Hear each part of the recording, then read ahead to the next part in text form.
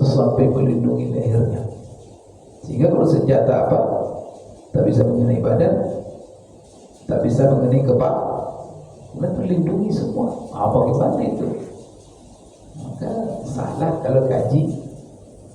Sudah tuntut saja ilmu kepala, jangan pakai baju, buka baju, silakan.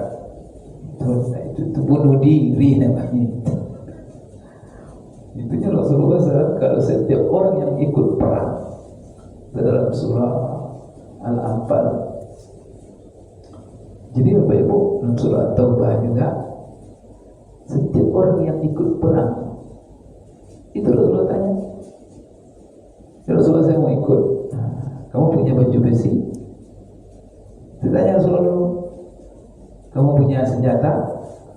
Kamu punya kuda? Kamu punya bekal makanan, minuman yang cukup? Enggak ya Rasulullah. Boleh.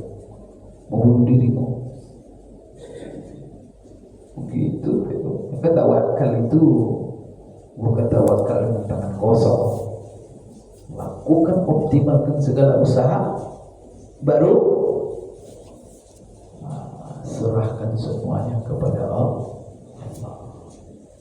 Itulah contoh yang dicontohkan Rasulullah. Dua baju besi Rasulullah.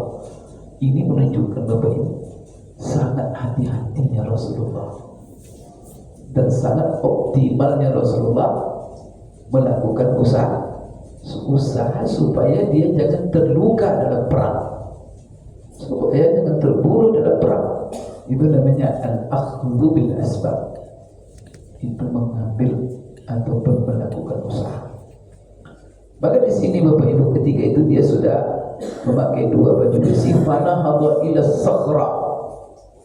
Maka ketika dia lari, dia bukan lari Pak. Ketika orang Quraisy itu menyerang, kemudian umat Islam kocar kacir, maka datang setan iblis berpenampilan seperti manusia, diumumkannya supaya melemah.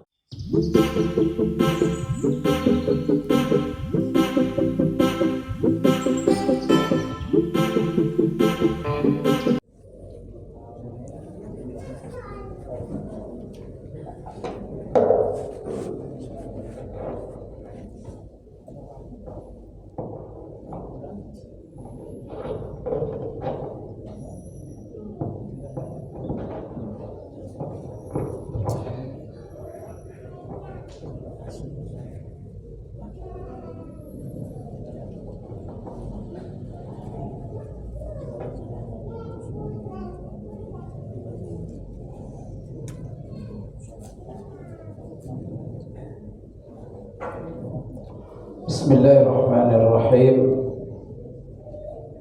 Assalamualaikum warahmatullahi wabarakatuh.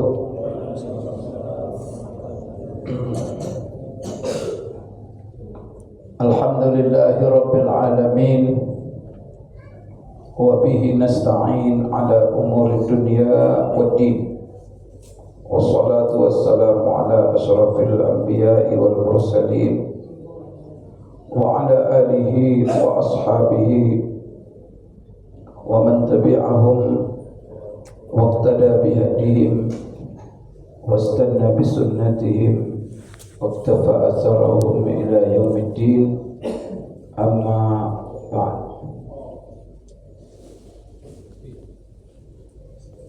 Allahumma 'allimna ma yanfa'una wanfa'na bima 'allamtana innaka antal alimul hakim. Rabbana zidna ilma warzuqna fahma. Allahumma inna nas'aluka ilman nafi'a wa rizqan tayyiba wa amalan salihan mutaqabbala. Allahumma ja'alna mimman yastami'una al-qawla fayattabi'una ahsana. Allahumma ja'alna birahmatika fi ibadika as-salihin. Bapak-bapak, ibu-ibu, kaum muslimin, kaum muslimat, jemaah salat maghrib, hafizakumullah wa ra'akum. Alhamdulillah, artinya kita memuji Allah sebagai rasa syukur atas nikmat dan karunia-Nya, dan mari kita jadikan nikmat-nikmat Allah yang Allah menggerakkan kepada kita sebagai sarana untuk bertakwa kepadanya, sarana untuk menjalankan seluruh perintahnya, dan jangan sekali-kali kita jadikan nikmat itu sebagai alat dan perangkat untuk bermaksiat kepadanya. Pada malam hari ini kita kembali menyambung kajian kita, Bapak Ibu sekalian, terhadap buku kitab Asy-Syama'il Al-Muhammadiyah yang disusun oleh Imam At-Tirmidzi, yang mana buku ini berkenaan dengan pri kehidupan akhlak manusia yang paling dicintai Allah, manusia yang paling mulia di sisi Allah, yaitu Nabi kita Muhammad sallallahu alaihi wasallam, yang mana Allah wajibkan kepada kita untuk menjadikan beliau sebagai uswah, contoh dalam kehidupan kita sampai akhir hayat. Kemudian beliau ini adalah orang yang sengaja diutus oleh Allah sebagai Nabi dan Rasul terakhir yang akan memberikan syafaat kepada umat yang setia kepadanya. Baik Bapak Ibu sekalian, kita masih dalam bab masalah babu maja'a fi sifati dir'i Rasulullah sallallahu alaihi wasallam, yaitu ini bab kumpulan riwayat-riwayat hadis-hadis tentang bentuk sifat baju besi Rasulullah sallallahu alaihi wasallam. Maka bab ini menunjukkan kepada kita bahwa Rasulullah SAW punya dan memakai baju besi. Baju besi ini jadi baju bukan dari kain, bukan dari karet, bukan pula dari unsur kapas, tapi dari unsur besi yang dipakai di badan. Kemudian baju besi ini untuk apa gunanya? Adalah sebagai perlindungan, benteng untuk menjaga diri badan dari ketajaman senjata, khususnya dalam situasi dalam kondisi perang. Nah, itulah dulu kebiasaan Bapak Ibu sekalian, para sahabat dan zaman-zaman dulu, karena perang itu langsung berhadapan, tidak pernah seperti perang sekarang, perangnya jarak jauh, karena dengan letusan senjata, senapan, pistol, rudal, bahkan dari jarak yang sangat jauh itu bisa ditembakkan senjata. Kalau dulu enggak, senjata rata-rata tombak, pedang, panah. Nah, itulah biasanya dari jarak-jarak dekat. Kemudian apa alat pelindung yang dipakai oleh tentara-tentara ya saat itu? Salah satunya adalah baju besi. Maka baju besi ini untuk melindungi dari badan, dari bahu ke bawah. Nah, itu baju besi. Tapi nanti ada pula untuk melindungi kepala. Nah, kalau dalam bahasa kita kan helm. Nah, ada pula nanti helm besi Rasulullah SAW setelah ini. Salah satu hadis yang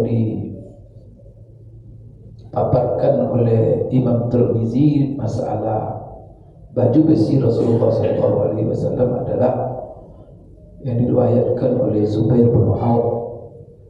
Zubair bin Auf ini kita sudah jelaskan siapa dia. Dia adalah seorang sahabat sepupunya Aisyah Maka Zubair bin Awam ini bercerita dan menjelaskan kepada kita. Di Zubair bin Awam berkata, kata Imam Tirmizi dengan sanadnya, kana 'ala Nabi sallallahu alaihi wasallam dir'ani yauma Uhud. Jadi kata Bapak Ibu sekalian, Rasulullah sallallahu alaihi wasallam dia memiliki, katanya, kata Zubair bin Awam, dia ataupun dia memakai, Rasulullah sallallahu alaihi wasallam memakai dir'ani, dua baju besi, yauma Uhudin. Yauma Uhudin ini artinya pada hari terjadinya perang Uhud atau di perang Uhud. Nah, ini Zubair bin Awam sendiri melihat Rasulullah sallallahu alaihi wasallam memakai dua baju besi. Itu kemana itu? Keterangannya bagaimana dia memakai juga dua baju besi? Berarti berlapis. Pertama dipakai yang sebelah dalam, kemudian dilapisi lagi. Nah, ini menunjukkan Bapak Ibu, berat itu kan besi. Tapi bagi tentara tidak berat itu. Nah, bayangkan, dan itu juga menunjukkan kekuatan fisik. Dalam perang dia pakai baju besi dan dua lagi baju besinya. Yaum Uhud ini artinya hari Uhud. Hari Uhud itu ketika perang Uhud, yang mana perang ini terjadi pada tahun ketiga Hijriah.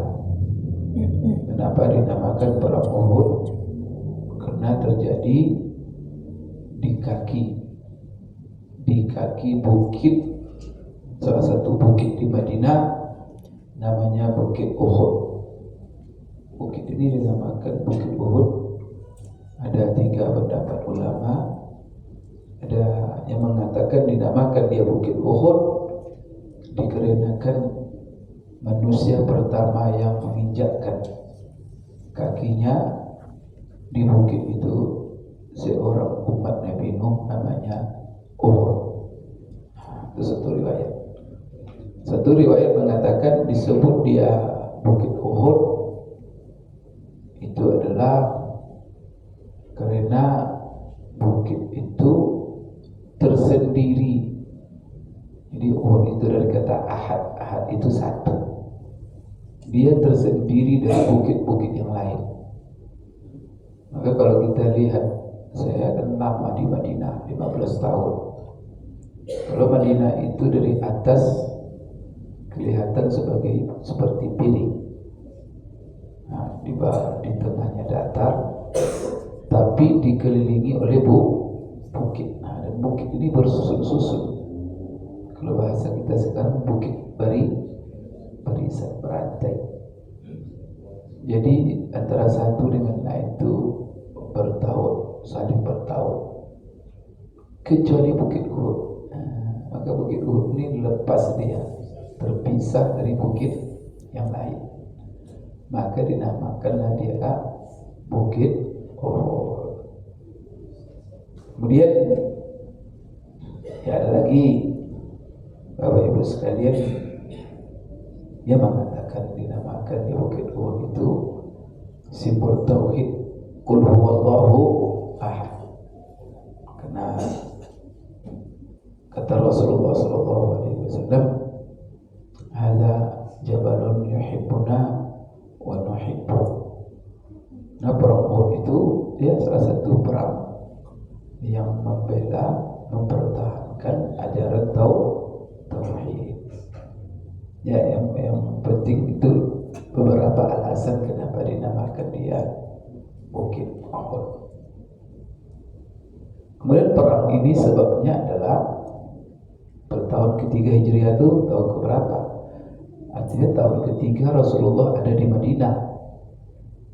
Perang pertama yang dilancarkan Rasulullah dengan orang Quraisy.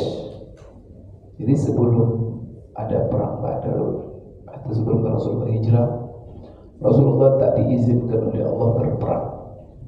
Maka ketika Rasulullah di Madinah, di Mekah, selama di Mekah, Rasulullah tak diizinkan dia berang dan tak diizinkan dia melawan. Oleh karena itu dia berdakwah, kalau ditangkap disiksa oleh orang Quraisy, ya Rasulullah suruh sabar. Tidak boleh mengangkat senjata perang, maka banyak terbunuh, banyak yang disiksa. Nah, yang diizinkan ketika itu baru keluar dari kota Mekah, artinya bersembunyi, menyusun strategi, tapi bukan pula memperlihatkan kemudian membiarkan begitu saja. Nah, mereka Islam, tapi mereka juga mengambil kehati-hatian. Maka itu pasti dakwah Rasulullah pertama itu dakwah secara sembunyi-sembunyi. Maka mereka berusaha menghindar dari pelihatan orang-orang Quraisy. Kalau ada yang masuk Islam, nah itu adalah tempatnya bersembunyi.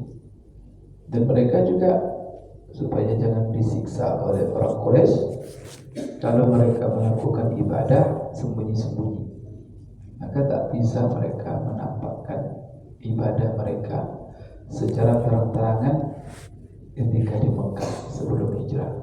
Itulah sebabnya ibadah-ibadah yang Bapak Ibu diperlihatkan yang menjadi syiar, nampak oleh semua orang, itu di Mekah belum ada, karena semua sembunyi. Kapan baru ada?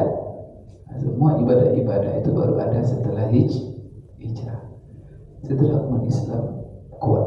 Nah, ini menunjukkan Bapak Ibu tahapan-tahapan Islam itu dan juga fase-fase yang dilalui. Nah, maka Rasulullah SAW mengikuti fase-fase itu sesuai dengan kondisinya dan situasi. Rasulullah sendiri ikut juga sembunyi-sembunyi, dan Rasulullah bahkan dakwahnya tidak terang-terangan awalnya. 3 tahun pertama itu diam-diam datang keluar rumah. Nah, setelah 3 tahun baru turun ayat menyuruh Rasulullah terang-terangan, fasda' bima tu'mar wa a'rid 'anil musyrikin. Artinya apa? Sekarang hai Muhammad, tampil kamu, sampaikan apa yang diperintahkan kepadamu. Mau dikumpulnya lah. Nah, kalau bahasanya ya kampanye terang-terangan. Maka pastinya itu ya adalah 3 tahun. Itu ditandai dengan Rasulullah berdiri di atas bukit Safa, kemudian dia memanggil dengan suara yang tinggi orang-orang Quraisy untuk berkumpul. Panggilnya datang berkumpul mereka semuanya. Kemudian di situ Rasulullah SAW menyampaikan pesannya. Inilah ditandai. Jadi terang-terangan. Ketika terang-terangan dakwah, Rasulullah mendapat ancaman, tekanan, dan bahkan disiksa pengikut-pengikutnya. Siapa yang tidak punya backingan di Mekah itu dan dia masuk Islam, azab. Apa fase pertama dalam kondisi seperti itu? Mereka diberi izin untuk hijrah, meninggalkan kota Mekah. Nah, itu juga usaha. Jadi ketika kita tersiksa, jangan diam saja, terima gitu saja. Nah, sekarang perang tak dibolehkan. Kenapa perang tak dibolehkan? Ya, kalau perang karena kondisinya sangat lemah, belum punya apa-apa. Ini ketahapan-tahapan seperti ini perlu kita perhatikan. Kadang-kadang umat Islam ini dalam kondisi lemah. Nah, kalau dalam kondisi lemah, ada hal-hal yang kita amalkan yang kadang-kadang tidak boleh kita amalkan dalam kondisi kuat. Dan ini juga menuntut supaya kita selalu umat Islam ini dalam kondisi kuat. Maka Rasulullah mengatakan, al-mu'minul qawi khairun wa ahabbu ila Allah minal mu'min mukmin yang kuat jauh lebih baik dan jauh lebih dicintai Allah dari orang beriman yang lemah. Tapi kalau sudah lemah bagaimana? Di salah satu ya hukum yang dipraktikkan Umar bin Khattab ketika dia menjadi khalifah, Islam sudah kuat, banyak orang tunduk kepada Islam. Maka di saat itu dia batalkan salah satu asbab 8 yang menerima zakat. Apa yang dibatalkannya? Yaitu mu'allaf. Maka di zaman dia tidak ada mu'allaf. Di mu'allaf tidak dapat jatah zakat. Apa yang dimaksud dengan mu'allaf? Orang yang dijinak-jinakkan hatinya untuk Islam dengan harapan menguatkan Islam, dikasih dia zakat. Umar ketika dia menjadi khalifah dibatalkannya itu, maka dia tidak kasih lagi mu'allaf. Kenapa? Tidak perlu lagi katanya. Islam sudah kuat. Kamu mau Islam mudah. Jadi Islam sudah kuat. Maka di situ dia tidak lagi bayarkan kepada orang mu'allaf. Jadi setiap kondisi ada hukum. Maka Rasulullah di fase seperti itu hijrah. Pertama hijrah ke negeri Habsyah. Kita ceritakan berapa kali. Hijrah ke negeri Habsyah ini 2 kali. Ya, 2 rombongan. Kemudian di situ ada Habsyah itu di bawah pemerintahan Nasrani, seorang raja Nasrani, gelarnya adalah An-Najasyi. Ke situlah Rasulullah SAW hijrah. Tapi dia sendiri nggak dikasih izin hijrah, tapi yang diizinkan oleh Allah sahabat-sahabatnya. Dipimpin pertama oleh Ja'far. Nah, kemudian setelah itu Rasulullah terus berdakwah. Sehingga Islamlah orang-orang dari Madinah, mereka pergi ke Madinah. Bapak Ibu,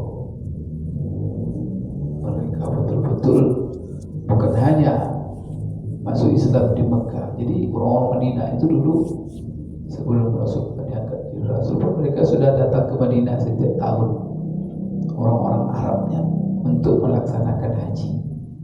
Orang-orang Arab jahiliyah itu haji dia tahun ke Mekah kesempatan. Jadi ada kesempatan haji, dan kesempatan musim haji itu orang-orang Arab yang ada di Jazirah Arab semua mereka pergi ke Mekah.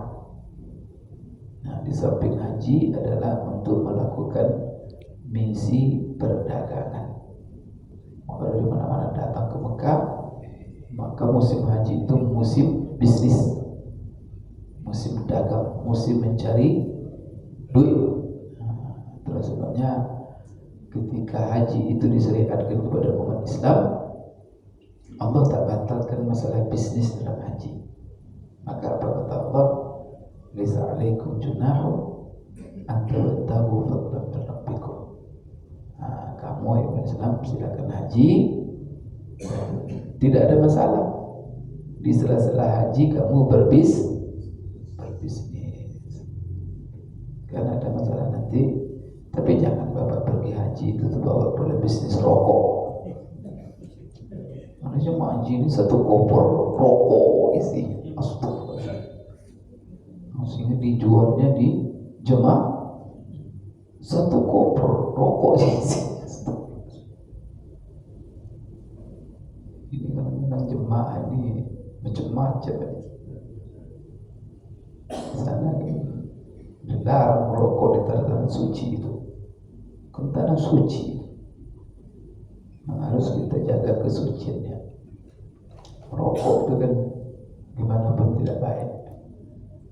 Ya sekalipun ya ada ulama, yang banyak ulama mengatakan haram. Banyak ulama mengatakan haram.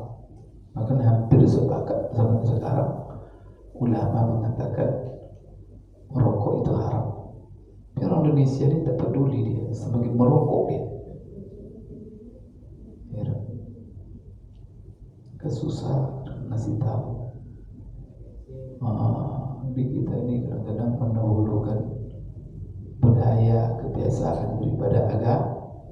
Tak bisa kita mampu melepaskan kebiasaan Bapak Ibu demi untuk agama. Ini berat. Kita ini susah berubah. Kalau sisa kita merubah budaya, kita tundukkan untuk agama, ya selama itu kita susah, menderita kita. Ini salah satu kita hadapi dalam pemilu ini, budaya sogok menyogok. Susah sekali. Nah sudah jadi budaya. Sudah jadi budaya, tidak mau dia. Kalau itu uang haram itu. Saya fatwakan itu. Menerima sogok-sogok itu uang haram itu lebih tinggi haramnya daripada makan babi. Makan babi kan haram kan? Terima uang sogok pemilu dari caleg itu lebih haram itu daripada babi. Karena tingkat haram sesuatu itu diukur, Bapak Ibu sekalian, tingkat haram itu ukurnya apa? Apa efek mudaratnya kepada orang banyak? Semakin tinggi mudaratnya kepada kehidupan orang banyak, maka semakin tinggi haramnya itu, tingkat haramnya. Kalau makan babi ya, di sendiri cuma. Tapi kalau makan uang sogok, hancur kehidupan berbangsa negara. Seharusnya pemimpin orang baik, karena gara-gara menerima sogok, dipilih orang tak beres, hancur kita. Seharusnya Bapak Ibu sekalian terjadi perubahan ini. Maka apa? Dengan sogok ini kan, sehingga orang-orang yang pantas tak mendapatkan haknya, malah orang-orang yang tak pantas duduk di posisi-posisi yang mana dia tidak ahli di situ.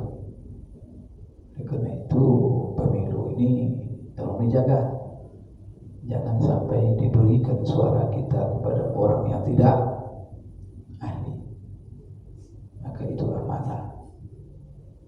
Nah, kemudian kita memberikan kesaksian, berikan kepada orang ahli. Maka dicari tahu nih, kalau musim-musim kampanye ini, musim-musim kita mencari tahu siapa orang yang akan kita tunjuk. Maka cari-cari memperkenalkan dirinya, masyarakat juga mengasih cerita tahu.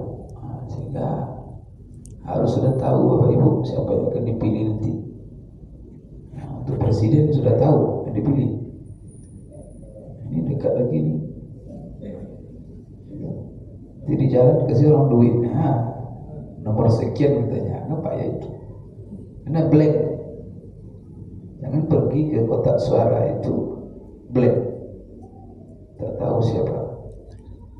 Itu dibaca, dibuka surat suara itu, baca semuanya. Itu tanya pula kepada saksi itu, ini siapa nih Pak? Coba dong.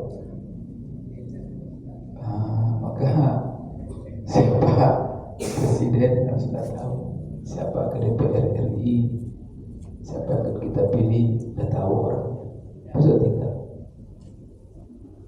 Itu penting itu Bapak Ibu sekalian. Ini apa namanya? Jangan kita lengah. Jadi kembali kita kepada masalah Rasulullah tadi, bagaimana beliau fase di Mekah itu adalah, jadi beliau mengikuti setiap fase itu sesuai dengan kondisi. Setelah beliau di Madinah dan orang-orang Mekah, orang Madinah sudah banyak yang Islam, maka hijrah ke Mekah dan ke Madinah. Setelah mapan beliau menjadi penguasa, Islam sudah kuat. Ketika itulah Allah memberi ini, maka ada ayat uzina lil ladina, diizinkan bagi orang yang diperangi untuk berperang. Siapa diperangi? Karena umat Islam itu di Madinah ketika itu dia posisinya selalu diperangi. Maka perang yang pertama perang Badar. Di perang Badar tahun kedua Hijriah ini perang pertama yang terbesar yang dihadapi Rasulullah SAW, dan Rasulullah mengalami kemenangan yang luar biasa. Di tahun berikutnya terjadi perang Uhud. Nah, inilah perang yang diceritakan di sini. Kenapa terjadi perang Uhud? Orang kafir Quraisy menuntut membalas kekalahan mereka, kerugian mereka yang fatal dalam perang Badar pada tahun kedua Hijriah. Inilah yang memancing, memotivasi mereka memerangi Rasulullah dan sahabat di Madinah. Coba jauh-jauh mereka dari Mekah ke Madinah untuk memerangi Rasulullah SAW. Nah, di tahun ketiga Hijriah terjadi itu. Di mana terjadinya? Pemilihan lokasi ini adalah Rasulullah bermusyawarah dengan sahabat, bagaimana posisi yang kita ambil dalam perang Uhud. Yang terjadi di ketika itu rapat besar antara Rasulullah dan sahabat. Maka banyak yang memilih, pertama memilih tetap berada di Madinah. Kalau sempat dan perang itu ketika itu, Bapak Ibu, Rasulullah memilih usulan orang-orang tua, kader-kader tua sahabat, menginginkan perang itu terjadi dalam Madinah. Nah, kalau terjadi dalam Madinah, apa kata sahabat-sahabat yang ahli-ahli perang itu? Biarkan mereka masuk Madinah. Kan kita yang tahu situasi di sini, kita kubur mereka di sini semua. Nah, sama sekali yang terjadi di Palestina, Gaza. Asal masuk tentara Amerika itu, maka mereka ke sana, kata mereka itu nyetor nyawa memang. Alhamdulillah, subhanallah. Itu pelajaran. Kenapa? Karena situasi Gaza itu yang paling tahu. Apalagi tidak tahu kita apa yang telah mereka buat. Terowongan di mana, sumber terowongan di mana, keluar mana. Maka mereka itu selalu kepergok. Dicari mereka ke depan, lupa mereka dari belakang. Cari mereka belakang, tiba-tiba terkepung, habis satu orang pun tidak ada. Sekarang kan mereka mundur, mereka pada stres mereka semua, memperlihatkan kekalahan mereka. Subhanallah. Jadi sahabat-sahabat tua waktu itu mengusulkan, Rasulullah, kita di Madinah saja, kita yang lebih tahu, nanti kita bunuh mereka, kita kubur mereka di Madinah ini semua, biar mereka masuk. Kata anak muda, kami mengusul Rasulullah jangan di Madinah kita. Kalau kita di sini itu menunjukkan kita lemah, tapi kita sambut mereka di gerbang Madinah. Nah itu. Kalau sempatnya di Madinah waktu itu perang itu terjadi, tidak perang Uhud namanya. Nah, dia anak muda, kita sambut mereka di gerbang. Di mana gerbang mereka? Karena mereka ribuan orang juga yang datang. Mereka pasti datang dari arah Uhud. Karena di situ peluang ada lowong mereka itu bisa menyerang. Karena yang lainnya bukit-bukit semua sekitar Madinah. Kalau sempat mereka masuk dari arah lain, itu gampang sahabat menghabisi mereka. Karena atas bukit dikuasai, itu naik mereka begini. Ada itu habis itu. Dulu perang pakai tombak saja.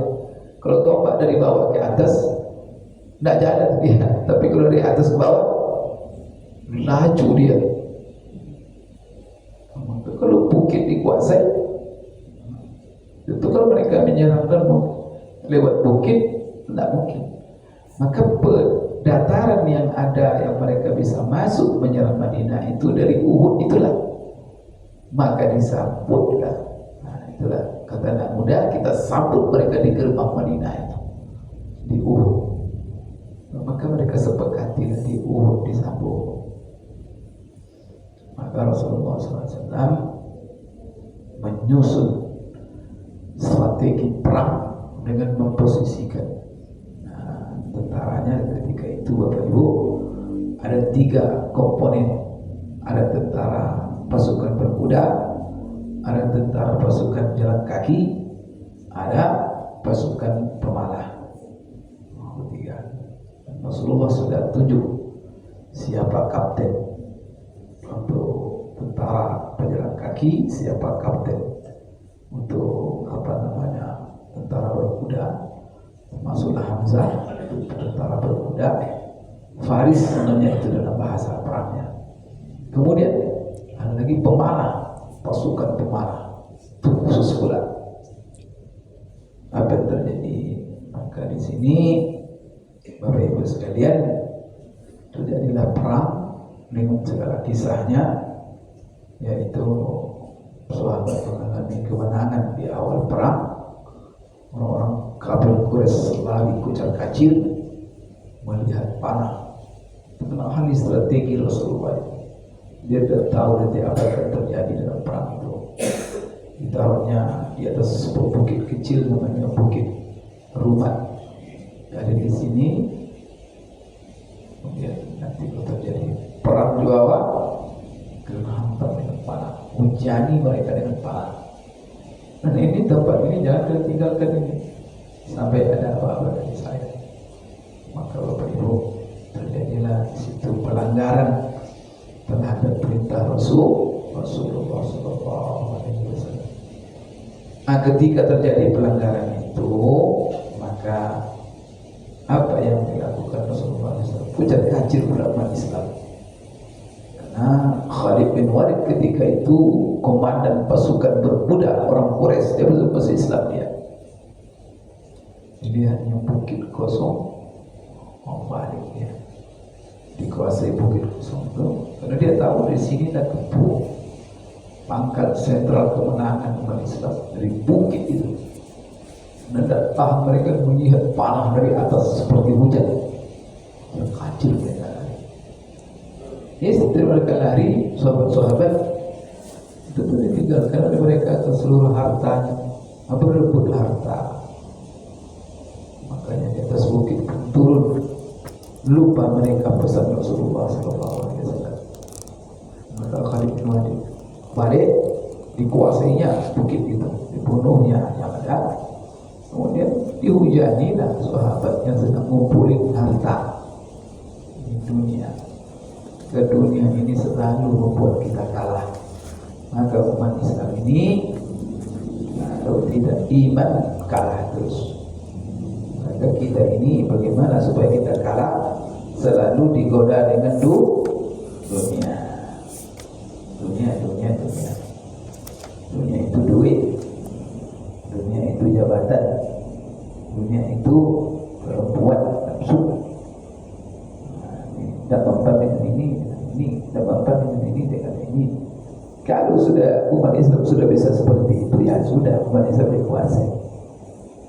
Perempuan saja sahabat, iman mereka dahsyat. Di tengah-tengah mereka Rasulullah. Ketika itu, dan mereka sudah perang. Udah pergi mereka mengumpulin harta dia. Harta itu halal memang sebenarnya, cuma belum waktunya. Kata Rasulullah jangan turun juga. Akhirnya apa? Hampir mati mereka semua. Dikuasai, dihujani. Maka matilah sahabat ketika itu mati syahid 73 orang. Bayangkan, kubur mereka di situ. Kucar kacir pasukan umat Islam yang dihujani. Akhirnya kan menderita kematian. Maka orang-orang munafik atau di antara sahabat pernah bertanya, kenapa kami ditimpa begini? Al-Quran itu ada disinggung oleh Allah. Kenapa kami ditimpa begini padahal Nabi di tengah-tengah kami? Jadi kalau kita mencintai dunia dan kita meninggalkan syariat, Jangankan Ustaz Mawardi, jangankan Ustaz Sobat itu Ustaz Nabi pun di tengah kita hancur kita. Nah, Rasulullah di tengah mereka. Allah perlihatkan kalau kalian sudah tidak mengamalkan syariat, tunggu aja kehancuran. Kalau pemilu ini ada ayat yang Bapak Ibu ngeri juga kita baca surah Al-Maidah ayat 51 sampai ayat 58. Coba baca. Pertama, Allah pesan kita, ya ayyuhalladzina amanu la tattakhidul yahuda wan nasara awliya wa man yatawallahum minkum fa innahu minhum innallaha la yuhibbul zalimin. Orang beriman jangan kamu pilih Yahudi Nasara sebagai pemimpin. Jangan pilih orang Yahudi, orang Nasara sebagai pemimpin, atau mereka-mereka yang antek-antek Yahudi dan antek Nasrani. Sudah tahu mereka itu loyal kepada orang Nasrani, jangan dipilih. Kalau dipilih, Allah ancam kita. Wa may yatawallahu minkum fa innahu minhum. Siapa yang memilih mereka, maka masuk mereka di kalangan dia. Digolongkan kita oleh Allah, golongan mereka sama. Maka ayat setelahnya, ya ayyuhalladzina amanu may yartadda minkum an dinihi fasawfa ya'ti Allahu biqaumin yuhibbuhum wa yuhibbuna. Ya orang beriman, kalau kalian murtad dari agama kalian, karena tadi dibilang kalau kalian memberikan loyalitas kepada orang yang bukan Islam, maka kalian sebenarnya sudah murtad. Kalau kalian murtad, ya bagaimana Bapak Ibu?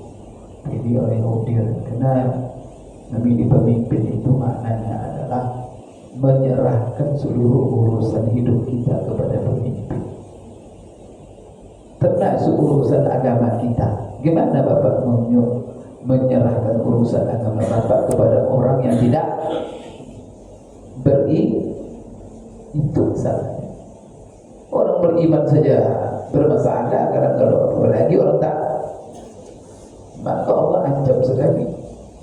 Maka barang siapa yang memilih mereka juga, begitu tuh, sudah tidak ada masalah. Ingat, akan terjadi kehancuran dan Allah akan menggantikan kalian dengan umat, komunitas orang-orang yang mereka mencintai Allah dan Allah mencintai mereka. Azillatin 'alal mu'minin, mereka untuk sama-sama orang beriman tawadu. Kalau orang beriman yang memimpin, tidak ada masalah. Saya siap menjadi dipimpin selama yang memimpin umat Islam, siapapun dia, selamanya. Itu azillahnya. Aizzatin 'alal kafirin, tegas kepada orang-orang kafir. Ini terbalik. Orang beriman gerak di robohnya, tapi kalau orang itu ciri munafik. Dalam Quran itu Allah dalam menjelaskan ciri orang munafik selalu cenderung kepada orang-orang dan bahkan menjilat-jilat kepada orang yang beriman. Bagus Pak. Orang seperti itu, ini pemilu kita yang dipilih-pilih. Kedua, mayoritasnya adalah orang-orang tak beriman. Ya, itu kan agama kita Bapak Ibu. Kita berbicara tentang agama. Itu ayat Quran, mengamalkan ayat Quran. Tidak ada orang bisa mengkritik kita. Kita menjalankan agama kita. Dalam undang-undang kita diberi jaminan semua bebas mengamalkan. Ya begitu agama kita, mau apa? Ada orang yang nyalakan kita. Ada orang mengatakan kita intoleran. Dia yang intoleran. Kita mengamalkan agama kita, kok dia masuk kami tidak pernah masuk masalah kamu pilih orang kamu, silakan. Kami pilih orang kami, silakan urusan kami. Kenapa masuk? Ini kadang-kadang orang Islam pula ya. Nah, kecobaan. Kita boleh kadang-kadang sesama kita menggertak-gertak menjalankan agama. Kita harap memilih pemimpin yang kafir, betul salah. Itu ajaran agama. Itu harus dihormati oleh orang. Tidak ada umat Islam. Lakum dinukum. Kita alhamdulillah dilindungi undang-undang. Cuma kita ini sudah dibuyarkan keimanan, sehingga loyalitas kita tak jelas sekali. Baik Bapak Ibu sekalian, ini salah satu pelajaran penting dari perang Uhud. Jadi di dalam perang Uhud itu ketika Rasulullah SAW mengalami kekalahan, jadi Zubair bin Awam menceritakan, saya melihat Rasulullah ketika perang Uhud itu memakai 2 baju besi. Ini menunjukkan 2 baju besi. Berarti Rasulullah SAW setiap berperang itu dia betul-betul mempersiapkan diri dengan seluruh persiapan. Coba baju besinya ya 2. Belum nanti lagi mighfari Rasulullah. Mighfar itu helm besi Rasulullah sampai melindungi lehernya, sehingga kalau senjata apa tak bisa mengenai badan, tak bisa mengenai kepala, dan terlindungi semua. Bagaimana itu? Maka salah kalau kaji. Sudah tuntut saja ilmu kepala, jangan pakai baju, buka baju, silakan. Itu bunuh diri namanya. Itunya Rasulullah SAW kalau setiap orang yang ikut perang dalam surah Al-Anfal. Jadi Bapak Ibu, dalam surah Taubah juga setiap orang yang ikut perang itu Rasulullah tanya, ya Rasulullah saya mau ikut, kamu punya baju besi? Ditanya Rasulullah, kamu punya senjata? Kamu punya kuda? Kamu punya bekal, makanan, minuman yang cukup? Tidak ya Rasulullah. Mau bunuh dirimu. Begitu. Maka tawakal itu bukan tawakal dengan tangan kosong. Lakukan, optimalkan segala usaha, baru serahkan semuanya kepada Allah. Itulah contoh yang dicontohkan Rasulullah. 2 baju besi Rasulullah.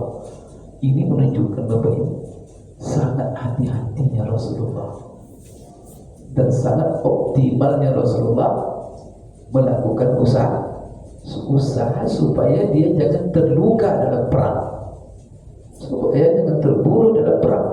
Itu namanya al-akhdhu bil asbab. Itu mengambil ataupun melakukan usaha. Maka di sini Bapak Ibu ketika itu dia sudah memakai 2 baju besi. Fanahadha ila sakhra. Maka ketika dia lari, dia bukan lari Pak.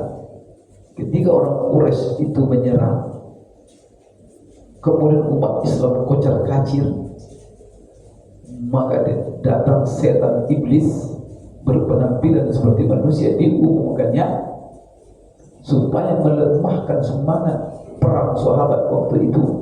Dalam kondisi kacau, dia umumkan Muhammad sudah mati, Muhammad sudah mati gitu ya. Karena kalau dalam perang panglimanya kalau sudah mati, itu semangat perang anak buah. Apalagi Rasulullah. Jadi Rasulullah ketika diumumkan oleh setan tadi bahwa dia meninggal, terbunuh, maka Rasulullah baru terbunuh. Maka Rasulullah mencari posisi untuk mengumumkan kembali bahwa dia masih hidup. Maka dia naik ke bukit. Fanahadha ila sakhra. Maka ketika itu dia ingin naik kepada sebuah batu besar di bukit itu. Tapi ketika itu tak sanggup karena dia lagi pakai baju besinya berat. Di situ. Fanahadha ila sakhrati, dan dia ingin naik kepada sebuah batu besar. Maksud Rasulullah nanti dia berdiri di situ. Di situ dia umumkan, saya masih hidup, sini kumpul semua. Untuk menyusun strategi baru. Karena sahabat udah kocar kacir. Ada yang balik ke Madinah, ada yang kocar kacir di kebun korma. Tapi ibu-ibu waktu itu menjaga di belakang. Semua ibu-ibu pegang bentungan. Maka siapa bapak-bapak yang pulang dipukuli, disuruh maju lagi.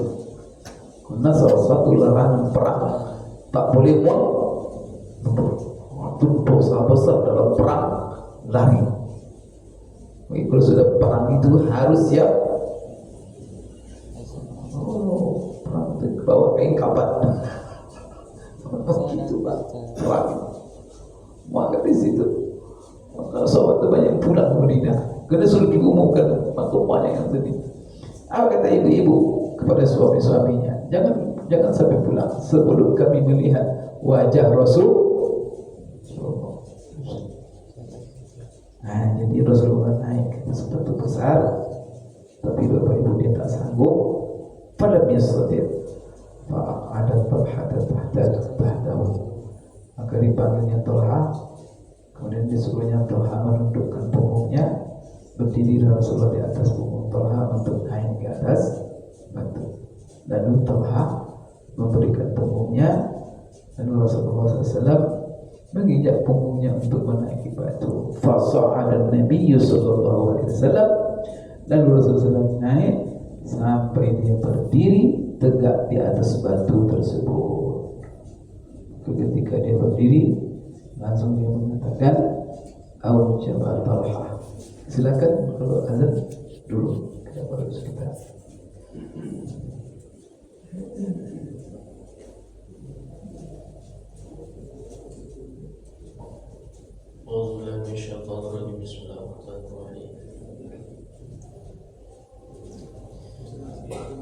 Allahu Akbar, Allahu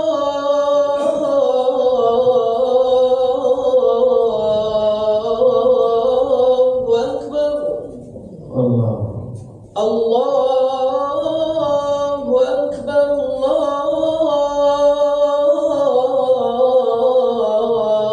Allahu Akbar. Asyhadu an la ilaha illallah.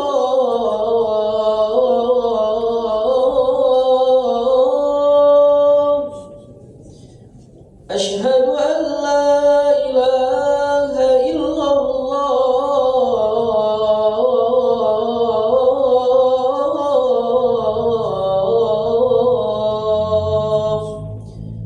Asyhadu anna Muhammadar Rasulullah.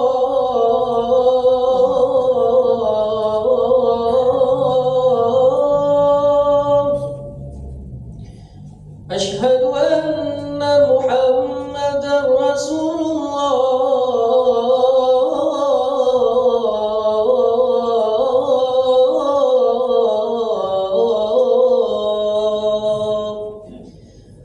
Hayya 'ala shalah.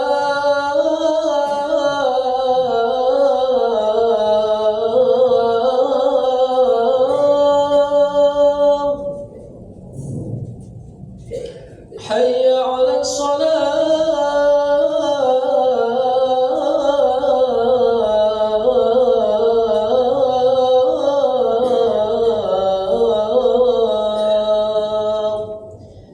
Hayya 'alal falah.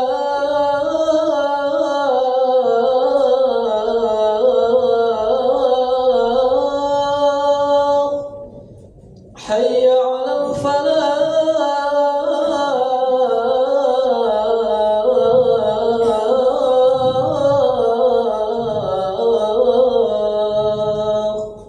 Allahu Akbar,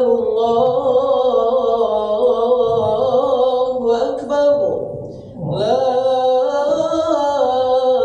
ilaha illallah.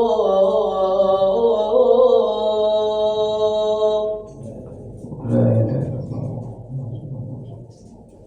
Allahu Akbar.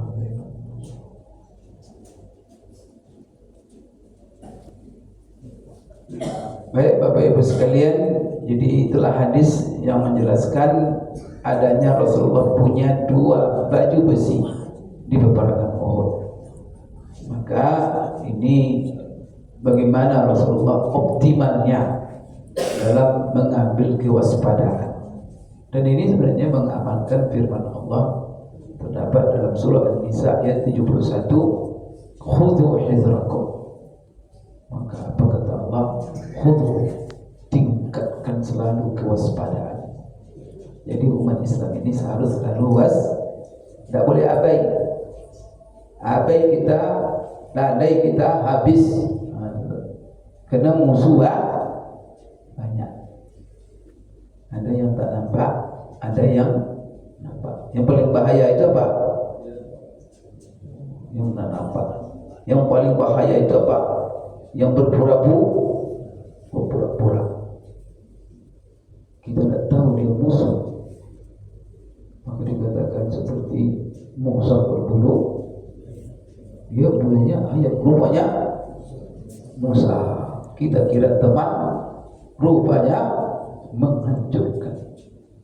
Maka Allah katakan kepada orang beriman itu sifatnya selalu waspada dan tidak dikerja-kerjain oleh musuh. Maka Allah katakan dalam Al-Quran juga, kenapa Rasulullah itu mengamalkan ayat wa a'iddu lahum mastata'tum min quwwah, persiapkan selalu oleh kamu, kata Allah, untuk menghadapi mereka segala bentuk kekuatan musuh-musuh. Sampai ketika apa kekuatan yang kita persiapkan? Turhibuna bihi aduwallahi wa aduwakum. Yang mana kekuatan yang kamu miliki itu hendaknya membuat musuh-musuh Allah, musuh-musuh kamu takut kepada kamu. Kita tak punya apa-apa, kita sangat takut. Tak punya apa-apa. Nah, kalau sekarang ini Pak ya, yang paling menakutkan musuh satu, bukan senjata, kekuatan yang menakutkan musuh sekarang, yaitu bersatunya umat Islam. Itulah kekuatan. Kalau umat Islam bersatu, tapi kan saya mimpi. Itulah sebabnya musuh-musuh Islam ini kerjanya selalu memecah. Ini kekuatan dahsyat itu persatuan dan kesatuan. Lagi kita ini sistem pemilu, demokrasi. Kalau bersatu umat Islam, satu jadi harus tidak jelas. Maka di sini wa'idullah mastata'tum min quwwah. Jadi kita menghadapi musuh Allah, musuh kamu. Wa akharina min dunihim la ta'lamunahum, Allah ya'lamu. Ada lagi musuh kamu, kata Allah, yang terselubung. Kamu tidak tahu mereka, tapi Allah tahu. Tapi Allah beberkan ciri-ciri mereka. Salah satunya selalu kalau ada orang beriman yang dirugikan, ketawa tepuk tangan dia. Kalau ada orang muslim yang pura-pura sedih, dia penjilat kepada orang yang tidak beriman. Ini ciri mereka. Itu musuh dalam seribu. Karena memperlihatkan kelemahan Islam kepada musuh. Karena memberikan kekuatan kepada musuh. Ini musibah besar. Maka di sini ta'lamun Allah ya'lamu. Maka apa yang harus kita lakukan? Persatuan dan kesatuan dan apa lagi? Jiwa dan semangat pengorbanan. Dalam ayat itu ada, terakhir ayat itu, wa ma tunfiqu min syai'in fi sabilillahi yuwaffa ilaikum wa antum la tuzlamun. Apapun yang kalian korbankan untuk jalan Allah, Allah akan bayar. Allah tak akan pernah lupa dan abai terhadap semua pengorbanan kamu. Jadi kita disuruh membangun kekuatan persatuan, kekuatan semuanya. kekuatan ilmu, kekuatan iman, kekuatan akhlak, kemudian kekuatan berkorban untuk kebaikan, untuk jalan Allah. Nah, kita ini harus berkorban sama-sama. Tidak mau berkorban sudah menjadi korban. Nah, kita ini kalau tidak mau berkorban Pak, jadi kita harus berkorban sama-sama. Kalau ingin bagaimana negara yang baik, ya kita sama-sama berkorban, kita naikkan. Nah, kalau tidak mau kita berkorban, korban pikiran, korban tenaga, korban energi, korban waktu, ya memimpin nanti Allah tak benar habis kita. Coba berkorban sedikit, ya Allah baik, terjaga nanti. Tapi tidak mau berkorban, pengorbanan itu semua adalah kembali kepada di dunia. Indah sekali ayat Quran itu Bapak Ibu. Nah, jadi wa'idul lahum mastata'tum min quwwah, persiapkan untuk menghadapi mereka segala bentuk kekuatan. Apa di antaranya? Kekuatan baju besi, kekuatan senjata, kekuatan kuda, semua, maka semuanya termasuklah kekuatan kata Rasulullah, kekuatan di dalam keahlian di dalam memakai senjata, menggunakan senjata. Maka di dalam sebuah hadis Rasulullah SAW mengatakan, ada innal quwwatar rami. Ingat bahwa kekuatan itu adalah keahlian dalam berperang. Umat Islam ini harus menjadi umat yang kuat secara fisik. Kemudian dalam peperangan harus selalu memenangkan peperangan, jangan kalah terus. Nah, kalau kalah ya sudah, masalah agama hilang. Nah, di sini Bapak Ibu sekalian, Imam Al-Qari mengatakan di dalam hadis ini isyarat bahwa kita boleh berlebihan untuk mengoptimalkan usaha dan upaya, dan itu tidak bertentangan dengan tawakal, dan tidak pula bertentangan dengan bahwa kita menyerah dengan apa yang ditakdirkan. Kenapa? Karena mengoptimalkan segala bentuk usaha itu sendiri adalah bagian dari tawakal. Maka di sini Bapak Ibu sekalian, ada satu kata tadi Rasulullah mengatakan setelah Rasulullah naik ke bukit itu, ke batu besar, maka di situ dia berdiri dan dia melihat orang-orang kafir sedang berkecamuk, berperang banyak, membunuh sahabat. Maka di situ Rasulullah di atas batu itu dia memanggil sahabat semuanya, ayo kumpul lagi sini. Kemudian kepada Tolha tadi yang telah menaruh punggungnya untuk dirinya Rasulullah, Rasul katakan aujabat Tolha. Apa dikajakan oleh Tolha ini? Dia kerja bahaya di waktu itu, karena dia mengambil punggungnya untuk dirinya Rasulullah. Dekat orang Quraisy seluruh tombaknya menghadap mengarah ke Rasulullah, berarti dia menghadapkan dirinya kepada suatu bahaya. Tapi dia tak peduli karena dia ingin menaikkan Rasulullah. Maka apa kata Rasulullah? Aujabat Talha, apa yang telah dibuat oleh Talha itu telah mewajibkan dia masuk surga. Maka Talha itu salah satu sahabat yang dijamin Rasulullah masuk surga. Karena Rasulullah gara-gara dia bagaimana dia berkorban, nyawanya dipertaruhkannya untuk membela Rasulullah SAW, dan ditebusnya dan dijadikannya Bapak Ibu benteng. Sehingga Bapak Ibu sekalian, Tolha ini sempat Bapak Ibu, dia ini luka kena menjaga Rasulullah SAW sampai dia mendudukkan Rasulullah di atas batu itu perjuangan yang luar biasa. Sampai dalam riwayat perang itu beliau itu mendapatkan luka itu sebanyak 84 luka di tangan, di badannya, karena gara-gara membela, memakai dan membentengi Rasulullah sampai Rasulullah berdiri di atas batu itu. Ini luar biasa. Maka Bapak Ibu sekalian, gara-gara apa dilakukannya itu, Rasulullah SAW bisa naik ke atas batu. Dari sepatu itu sahabat melihat, barulah sahabat lega, wah Rasulullah masih hidup. Dan Rasulullah ketika itu bersuara, mendengarlah, bangkit kembali semangat dan ngumpul semua sahabat lagi. Ketika sahabat ngumpul, orang Quraisy pun melihat mereka sudah mau siap perang lagi, mereka lari mundur pulang ke Mekah, tidak melanjutkan.